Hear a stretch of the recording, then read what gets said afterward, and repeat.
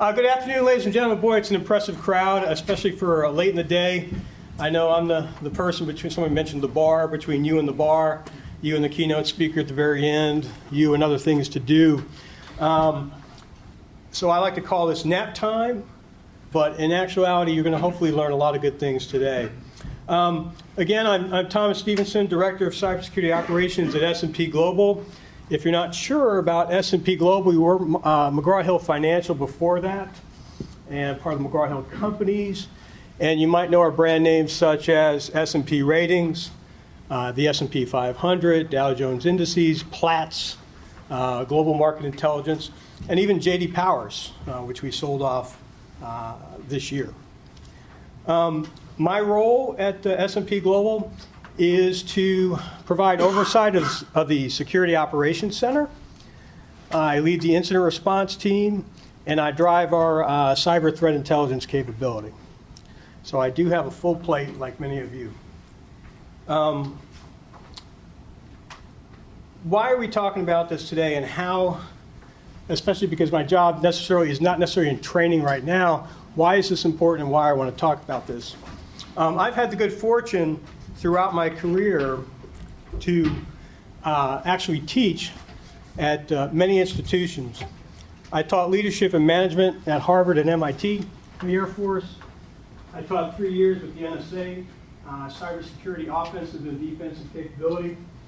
I've taught at DeVry, University of Phoenix, Boston University, name a campus I've probably been on at some point. And I love teaching. So I love to talk about security information awareness programs, training programs, and how to energize those, because it's really important we get it right. And we'll go through that as we talk about this particular presentation. What we're going to talk about today is the intersection, really, of training and cybersecurity, and how to do this, again, effectively for your, not only for your training program, for your overall posture. I like to always start my presentations with a disclaimer. Do we have any lawyers in the audience? Don't be afraid. Don't be ashamed. More importantly, any accountants? Don't be afraid. Don't be ashamed. All right, good. Good. The reason I like to talk about lawyers is because this is an important part of red teaming. We'll get into that here shortly. But I do make this presentation not based on my recent experience at S&P Global, but based on my vast knowledge of doing red teams and training throughout my career. So again, the views do not represent that of S&P Global or my CISO or my C-suite. Okay? Is that recorded? Okay, good. All right, thank you. I'd like to make sure I've got that covered. Good.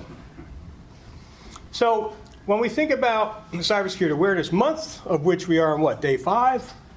A lot of us look at our cybersecurity programs and we say, hey, it's that time of year, we've got to get everybody trained. How many people do their annual cybersecurity training in October? It's in the calendar, makes sense, right? It's Awareness Month, good time to do it. How many people do it at least once a year? At least once a year should be every hand up, hopefully. And those are the things we'll talk about today. So we'll look at the state of cybersecurity training in your organization, and again, how red teaming can help with that. We'll talk about what really makes a red team. You probably heard that term before. It originally came up in the 1960s. Defense Secretary McNamara, when he was wargaming about this, how do we work with the Soviet Union or counter the Soviet Union, came up with the concept of red teams. They've been used in business, gaming scenarios. They've been used by the military, intelligence community, and now in the cyber domain as well. We'll talk about how do you implement a red team exercise. Do you go into the CEO's office and run an awesome exploit on their machine on day 1? Yeah, I know. Hey, that's awesome, right? Yeah. Just take them out okay. Take them out right away, right? We'll talk about the smart way to do that so that you can continue in your role in your organization and enhance your program and not get walked out the door. How do you get C-suite buy-in? You know, the concept of teaching and not shaming, right? Ha, ha, ha, I pwned your box. Is that really the effective way to talk about this with your C-suite? We'll talk about some of the unique characteristics of red teaming the C-suite versus, let's say, your IT department, and why you have to take a lot more care and due diligence when you do red teaming against the C-suite. And finally, the most important part really in training, as always, is the feedback loop. What can we learn from doing this particular exercise that we can incorporate back, make our training program more effective, and ultimately increase the security posture of our organization? So again, the current state of information security awareness training. Most people perceive training as something they have to endure. How many people are excited about their cybersecurity training, assuming that you had that? I saw a hand go up. That was awesome. Why do you think it was exciting? Oh, I was sorry. No, he was emphatic. Hear me. No, I wasn't going to answer. These are two outstanding programs. I was just going. They're overwhelmed with joy. I can see that. But no, so what, ma'am? I'm excited because I wrote it. So there. Pride and how's that? ownership, good, Thank good. you. Pride of ownership. Good. How's that? I like it, I'm good with it. Yes, sir? I'm excited because if I do it well, it should make my life the rest of the year easier. Ideally, correct. Right? It should make security professionals' life easier in the end, not just for the sake of being easy, but for the fact that our employees are better trained, and ultimately that trickles down to a better security posture via procedures, via technical solutions, whatever the case may be. So that's definitely one of the things we're going to be looking at. But a lot of users today just go through this and they're frustrated, and why do I have to take this? They may have knowledge of security principles, but it's that person who just took the training in the CBT that you thought was awesome that goes ahead and clicks on that malicious link the next day. And you just, why? Didn't you just go through the training? Unfortunately, a lot of times in today's programs, we don't actually see a good feedback mechanism that says our people are learning from the training they've been through. Training today, unfortunately, in a lot of places, based on cost often, is two-dimensional, meaning PowerPoint slides. Okay? How many people are still doing training with a PowerPoint slide deck? Okay? It is what it is. Seriously, don't be ashamed. At least you're doing something, to be honest. A lot of people aren't. Okay? Some people are using CBTs. Anybody doing CBTs? All right? Any JP Morgan people doing like holographic stuff? They've got the big budget. I'm just kidding. Don't go back saying JP Morgan's doing holographic training. Okay, it's not true. All right. But depending on the size of your budget, your training is going to be different, and you might not have the capabilities to make it the most robust training and have that training sink into your people. The C-suite, unfortunately, in some organizations, do not emphasize the importance of security. We as professionals deal with that a lot, right? P&L might be the most important thing in the organization, not the security program. So by talking about red teaming, getting the C-suite engaged, not only does it help the training program, but it also could potentially have an added benefit of increasing your funding, your staffing, and the awareness of your program within the C-suite. Training programs, unfortunately, especially the two-dimensional ones, don't often quickly incorporate TTPs that change potentially on a daily basis, right? Our adversaries are constantly changing the way they do attacks, right? Krebs was knocked offline using what? A DDoS that included IoT devices. Okay? Do you have a plan in your toolkit to defend against IoT devices? Is that something you've looked at? Have you gained that? These things constantly change, and so you need a dynamic program that can change with it. So that is the state of many programs today. We'll look at red team characteristics as we go into this a little bit further.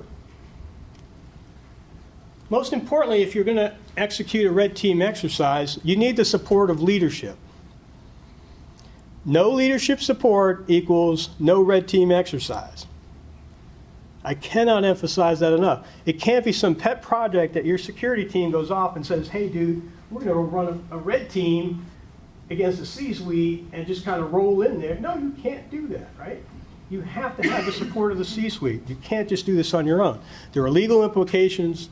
There are potential major implications to the business. And again, you want to do this the right way, not be over enthusiastic and do it the wrong way. Red teams should be adopting the TTPs of the adversary, okay? Don't roll into a red team exercise and create a red team based around tactics that are 10 years old.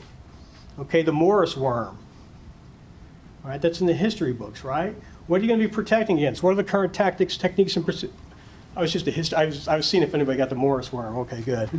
All right, good. I got a little thing to say about that. You got to look at everything, Sure. because if you don't look at everything, you're still open to it. Oh, absolutely. There's still plenty of XP devices out there, whether we like it or not, that are embedded. Absolutely. I don't disagree with that. But I would also argue that you still have to adapt it. If that's the only thing you're looking at, No, then it's not certainly the only you need to grow. But that's a great point, especially when it comes to patching and vulnerability work as well. Red teams are asynchronous and asymmetric, okay? Red teams, just like the adversary, don't work on a normal schedule, okay? It's not a 9 to 5, Monday through Friday. It's not, oh, by the way, we're taking a break for lunch because everybody's going to get pizza, all right? Often these exercises run at night, they run on the weekends, they run during holidays, and you need to be prepared for that, and your team needs to be prepared for that. I like this one a lot. This is so important because we have so many people who get this wrong. They are inherently confrontational, but against ideas and policies and not people. Your goal of the red team is to not get Jim in charge of the server team fired, okay? That is not your goal. Your goal is to see that maybe there's a better way that we can build our servers based on CIS benchmarks because we found X, Y, and Z in the configurations that we can exploit, yada, yada, yada, okay? It's not to get Jim fired, okay, or Sally demoted, okay? And so when you pick your red team, you have to almost do a psychological profile of these people that you're working with because this can be dangerous if you don't do it right, okay? It's more nuanced and more often art than science. There's a guy I work with at the agency that I trained, and one of the best persons to have on a red team. Really didn't follow a normal checklist, okay? He was a Navy cook. He was a Navy cook who cross-trained into cyber. He was one of my best students. Why? He swore he would never cook for 6,000 people on an aircraft carrier again. He said, I'm going to learn how to write exploits. Okay, I'm going to do packet analysis. Great guy. Awesome person to have on the red team. Somebody who thinks differently than maybe somebody who traditionally went through the normal computer science program at University of Maryland. Okay? Just a different set of skills, different way of looking at things. Good in cyber, just different perspective. Okay? Can potentially provide you alternatives to what we call groupthink. Red teaming is successful if you think differently about a problem. Ultimately, you're getting in the mindset of the attacker.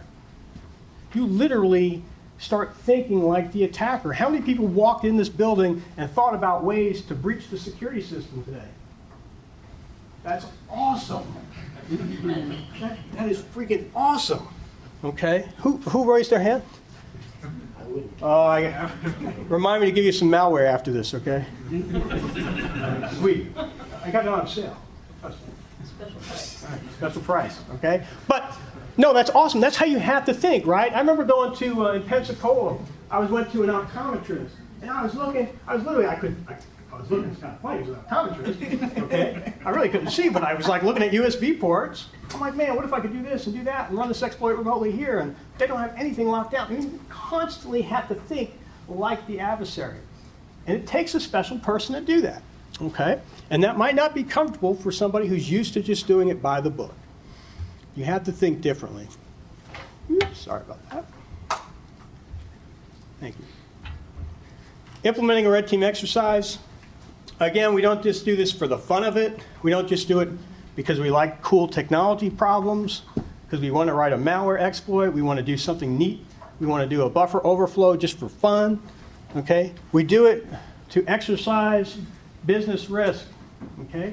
Reputational risk, revenue risk, regulatory risk. Okay? We are testing the system. Okay?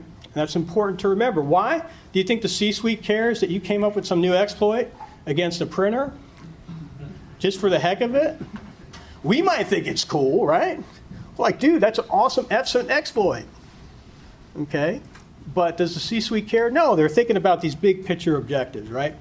Involve the legal team, bless their hearts, early and often. Okay? The legal team will, you heard that proverbial get out of jail card, right? The legal team will keep you covered. Okay? I can't emphasize, don't be scared. If you're scared to go to the legal team as you're doing this, you're doing it wrong. That is, if this is standing up in the back of your neck, you're doing it wrong. Legal should be there every step of the way. The benefit to this is, I do a lot of incident response work, is that my legal team is smarter from it because they get cyber, right?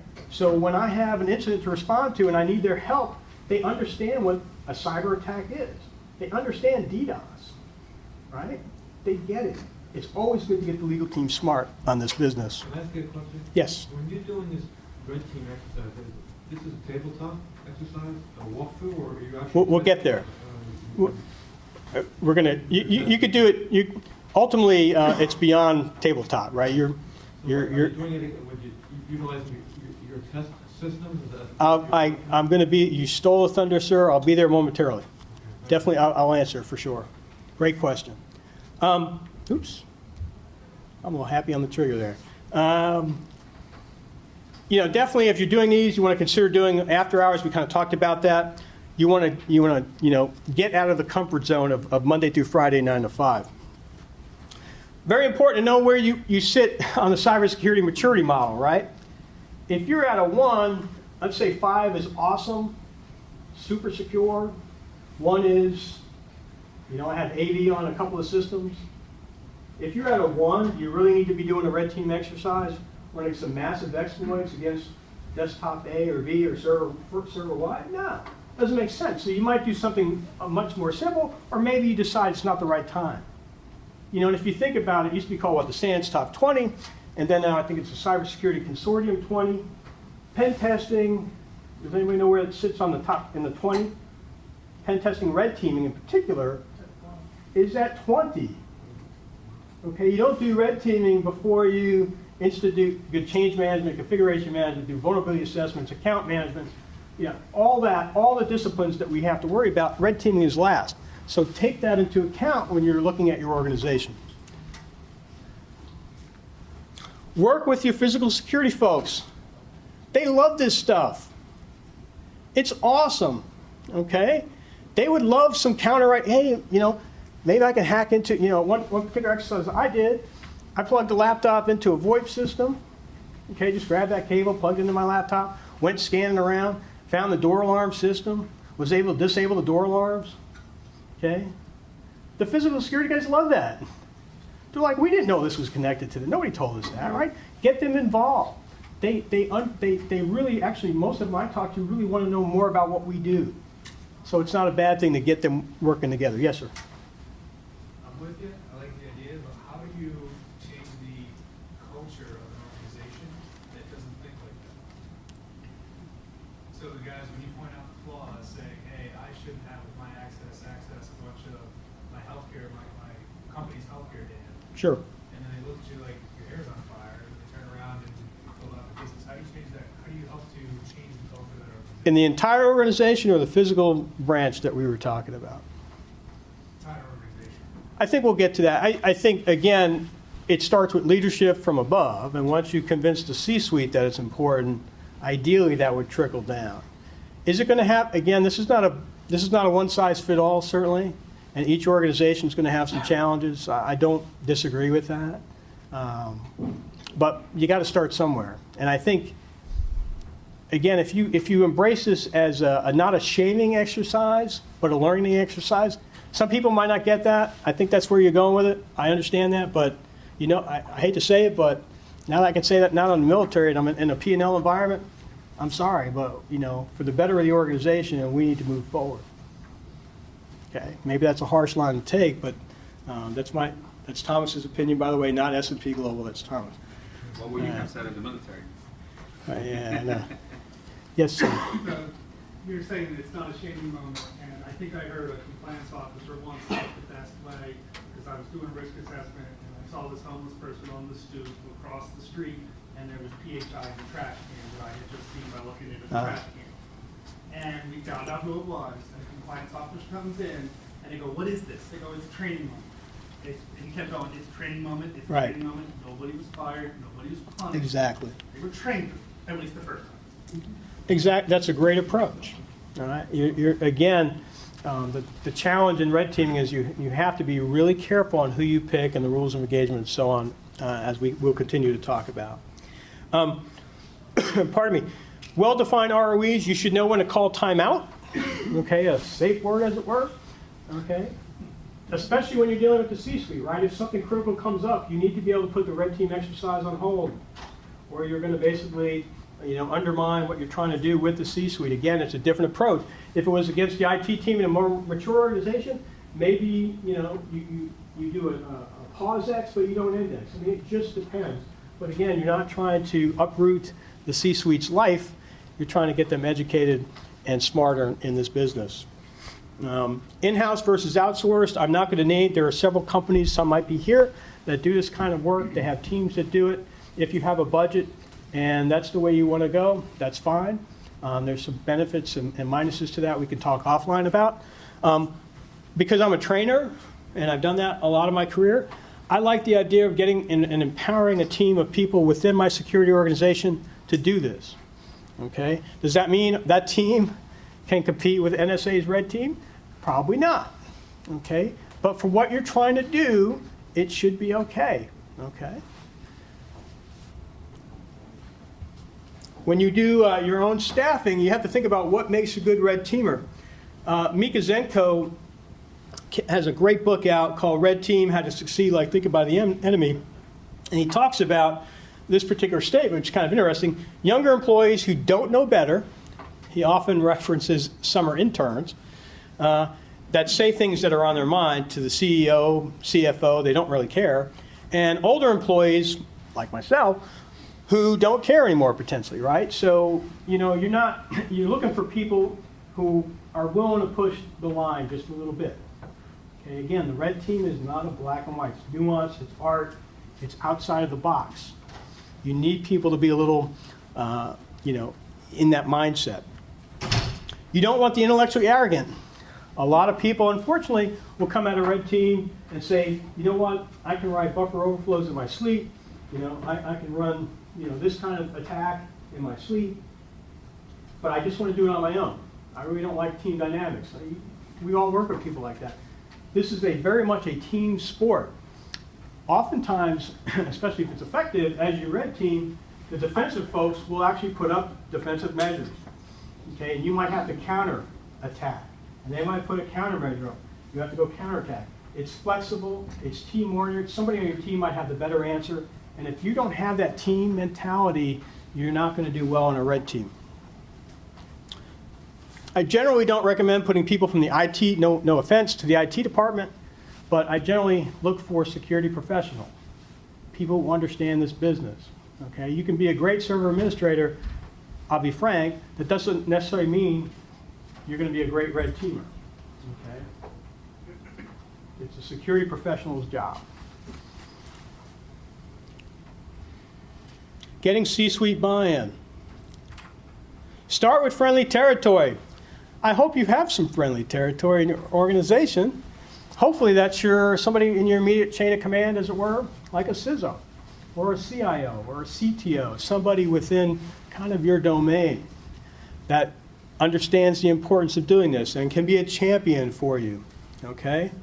You don't want your junior level person going in and coming up and just going up to the C-suite and saying, hey, I'm ready to do this. I got this great idea. Okay, you want executive buy-in in baby steps. Discuss it around a business case, real-world scenarios. Our competitors have seen this attack. I'm worried about X, Y, Z. Okay, we think this is a great way not only to test some defensive measures, but get you understanding how improving our training program can help improve our security posture. Again, you're always tying it back to the training program. Demonstrate a simple exploit from one laptop to another. A lot of times you'll see presentations where, you'll do a hack from one VM to another. I'll run a Kali Linux VM and then go against a Windows 7 VM on the same box. I can tell you, having taught students on this, it's not as cool and sexy as actually hacking another physical box, okay? You get the CFO to hack the CIO's box. That's a lot more fun for them. It's a lot more engaging than just doing it on one screen. And as you sell this program, I always find if you have to walk in with 2 different laptops to show this case, then that's what you do. It's more engaging that way. I've taken students who literally could barely tell you what the mouse was, okay, and then put them in this kind of, I did a Aurora exploit exercise back in the day, and had one computer hack another computer, and they got it. And the light bulbs went off, and it engaged them. C-suite, same thing, okay? VMs might even be a weird concept for them to understand. Some of them might not get VMs. They do get a physical box, right? Use visual tools like Armitage, okay? I know some of you command line folks out here, oh, we don't want to use any graphical stuff. That's not cool. That's not sexy. I can't show my ninja skills that way, right? Graphics. Bad, I shouldn't say it's a Microsoft building. Bad enough if you're on Windows. By the way, this is a dual-booted Kali Linux Windows 10 machine. Y'all didn't see that earlier. I just wanted to make sure my street creds were out there. Okay, good. All right. But I do have a VM with Kali, though, I will say, running on Windows 10, too. But, graphics, again, helps. I have many a student, again, at the agency and other places where a quick and easy dive in Armitage is fun, right? You want to make this fun, not nerve-wracking for the C-suite, okay? So you want to bring in stuff that has, like, cool graphics, like Armitage, right? Lasers, okay? Pew, pew. I really didn't know how to, help me out, I didn't know how to spell pew. I didn't know if it was P-E-W, like, I think that's in a church. And then you got P-H-E-W. I was having all kinds. Hopefully this is okay. This translates to everybody, right? It's late in the day. I get it. Pew, pew. I know. Yeah, fair enough. Okay? But interesting graphics. CEO, love it. Okay? Love it. Another way to get buy-in. Show open source intelligence of digital footprints of your C-suite execs, right? This one's always fun. echosec.net's a great tool. Okay, you can go out there, and I could pull up all the, like this morning, I think there's one of the speakers sent out a tweet, and we captured it on this, and I could see your Instagrams, and don't do this maybe around your workplace only. You can get more aggressive and try to go against their home residence. I wouldn't recommend that the first time through without their permission and without the lawyer's involvement, but just around the workplace, take a quick peek and show them. Another great way, tools like, there's a great book out called Open Source Intelligence by Michael Basil. He has a great tool, inteltechniques.com. It just pulls together a lot of the open source tools out there into one framework. And it's a great way to, again, show the C-suite their digital footprint, again, to get them to buy in.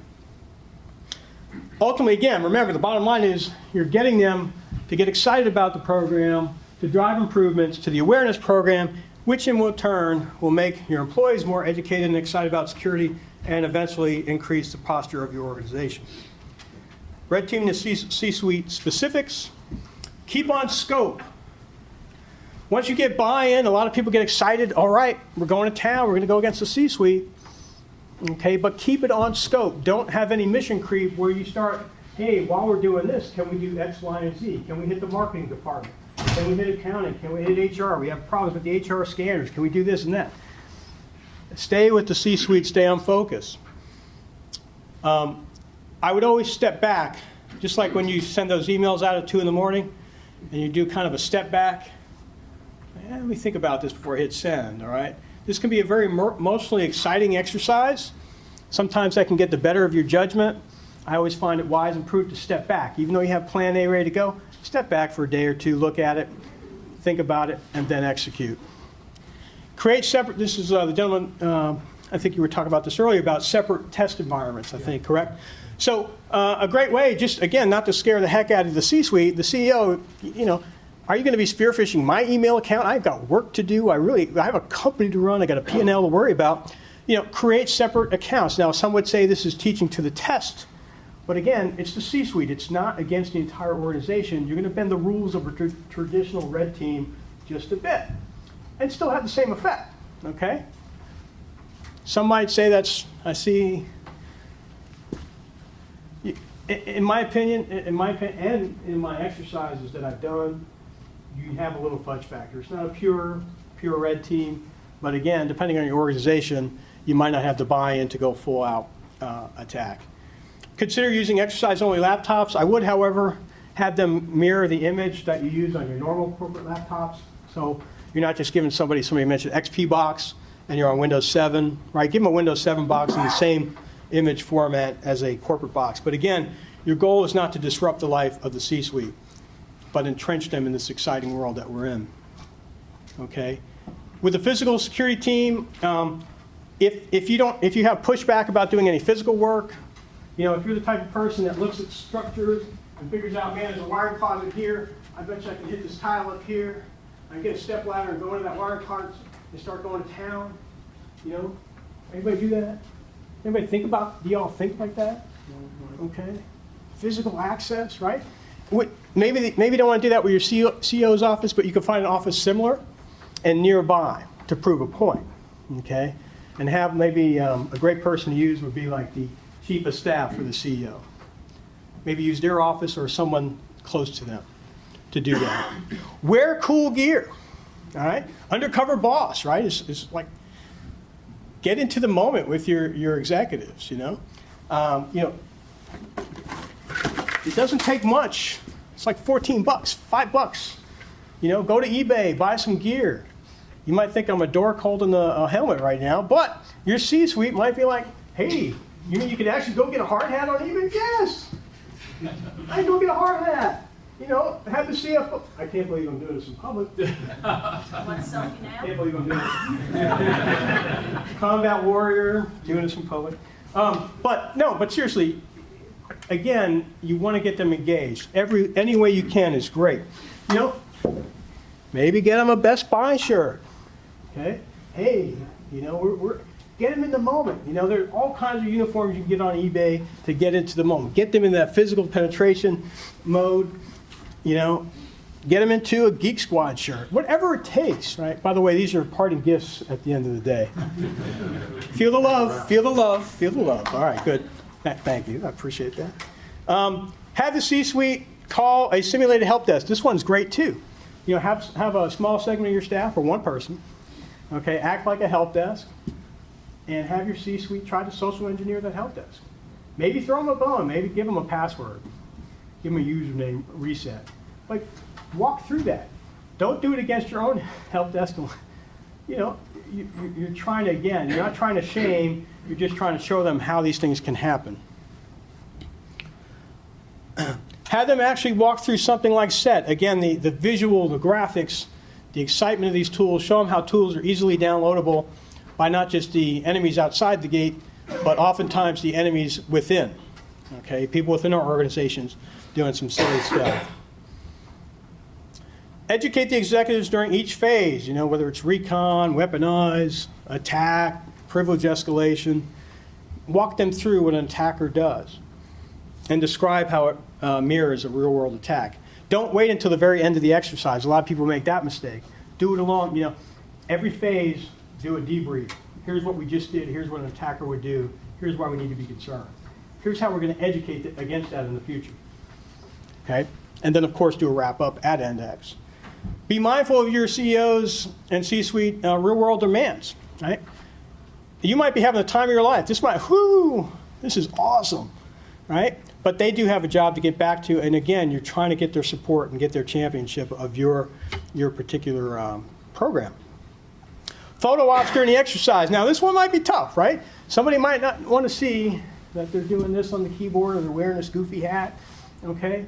But if you tell them how, a photo, especially somebody who's documented a war, I can tell you, a photo does really paint a picture, okay? And a photo of, then piggybacking on somebody into a server room, okay? that picture, might be worth 1,000 words. And so it's not a bad thing to get them engaged on that as well. And then finally, we bring it back to the feedback loop. Okay, as you run the C-suite exercise and different scenarios with your C-suite, you want to encourage feedback along the way. Shape behavior, don't shame them. You're shaping behavior, not shaming people. That's the wrong approach, and it's going to actually, it'll be one step forward, 10 steps back if you do shaming. Make it a safe place to learn, a safe place to fail. Okay, what do we mean by that is, it's okay. Hey, you tried to run Armitage and it crashed on you, and help them out. It's okay. You're not a doofus because you didn't get it right and you don't have ninja skills, right? We're not expecting that. Again, very comforting, very nurturing and coaching as you go through this. You're trying to get them on your side. All right? Build on scenarios. Hopefully they enjoyed it so much and they thought it was worthwhile that they'll fund another exercise in the future, or they'll fund your program. And what I found often, people make a mistake in their training exercises. They often jump to a new scenario, right? So instead of an Iranian attack, they'll go against China, and then they'll go from China to Russia. Why not stay with the same theme throughout and build on that? Don't just start jumping around. Okay, build a scenario over time that people will better understand and understand holistically. So with that, any questions before I give you a quiz? No, really. It'll be a fun quiz, trust me. Yes, sir. So during these written exercises, the whole C-suite has full knowledge that this is occurring. Yes. Do you ever want to do it where part of the C-suite knows it's happening and the other part doesn't, so that you have a better test? Generally for the C-suite, no. Especially on the first one. Again, I'm really talking about your initial, because most of you have not done this.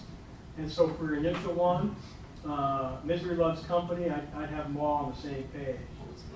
It's just, it might be cool to us, and you might try to prove a point, but I would save that for the IT department. Save it for those folks, not for the C-suite. I think you'd end up damaging that if you did too much. They might want to do it too. You know how that is, right? CFO's like, oh man, don't tell them I'm going to do this. I read this last night. I watched Mr. Robot. I'm all up on this. By the way, that's our quiz before we leave. Anybody not a Mr. Robot fan? Come on. You're the second person I've heard mention that. Oh, there's prizes at the end of this discussion. Yes. How are we doing on time? You got about 5 minutes. Oh, perfect. What about the board? What about the board? The Monopoly board. What board? No, I don't know. The board of directors, right. I've never seen anybody go that far. I think the impetus would be, once you train the C-suite, that I think you would debrief the board on here's what we did, here's what we learned from it, but I wouldn't do it against the board members. More than the training. Again, I'm on the financial institution side, so it's kind of required that we do training at the board Right. as well. Okay. I wouldn't, Not I testing, still, but definitely. I would, me personally, I wouldn't do that. But I think that's subjective to the organization and the interest of the board members. But I would leave it, I think I'm already pushing the envelope by getting the C-suite involved in a lot of organizations. I wouldn't go beyond that. But I would debrief them. I would show them a multimedia presentation that says, here's what we did. And it actually puts, if the C-suite does it well and it comes together, I think it puts them in a great light. That's an innovative program you guys are running. Some board members sit on corporations, multiple corporations. They might be like, wow, you guys are doing way beyond what these folks are doing here. But I wouldn't do it to the board members. Yes? We had the intention is to improve the security posture, right? So how do you quantify the effectiveness of the training overall? Sure. If you go with SMART, if you absolutely. I mean, and that's always tough, right? So can you do it on, whether it's, the number of incidents have gone down potentially, whether it's, users are if it's spear phishing based attacks, if that's gone down. I think it would take time to measure that. I think you would see it ultimately, my goal for most organizations is increased funding in a program, which at that point you would look at the metrics. But Oh, I'm spending money with the goal in mind, so I know this is the goal is defined before starting the exercise. So how am I quantifying the success of my goal? again, I think if you gain from the red team exercise, to me, quite frankly, it's about awareness and getting your C-suite understanding. You know, if you looked at the Talk CEO, when they were attacked last year, you know, she was out there talking about how they got a serial injection attack, right? A serial injection, not a sequel injection, but a serial injection. Toasted, whatever the case.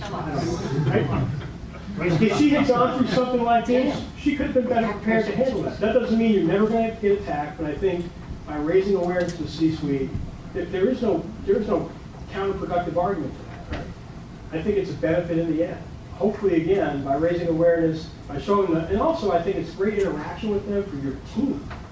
They get to see the rocks, and that's why I like insourcing it, because they get to see the rock stars that you have.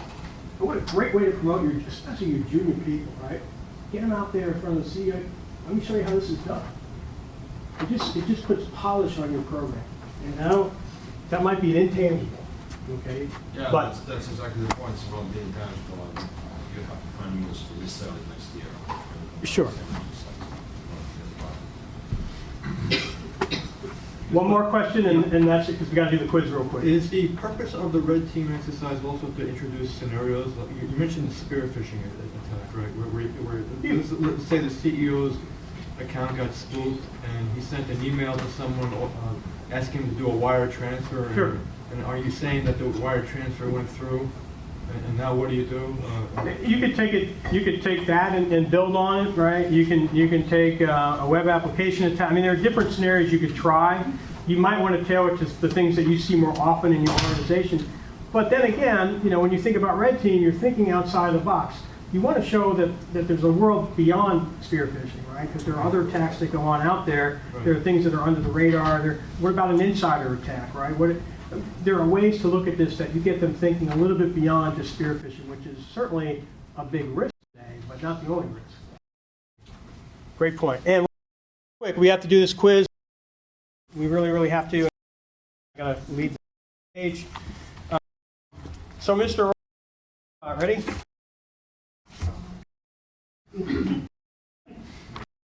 What I'm using is the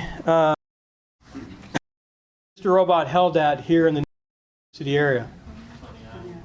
Who said it? I heard up front. All right. You get a shirt. Always where I wanted to work. There you go. All right. This one's a little harder. What is the name of Elliot's fish? Who said that? Oh my gosh. You get this shirt. You're a geek. You're definitely a geek squad guy. All right, cool. This is a tough crowd, right? Whenever they show Elliot's phone, what is the battery charge percentage at? 55. What's that? 55. 55? Who said 55? Subtract that by 33, and you get 20.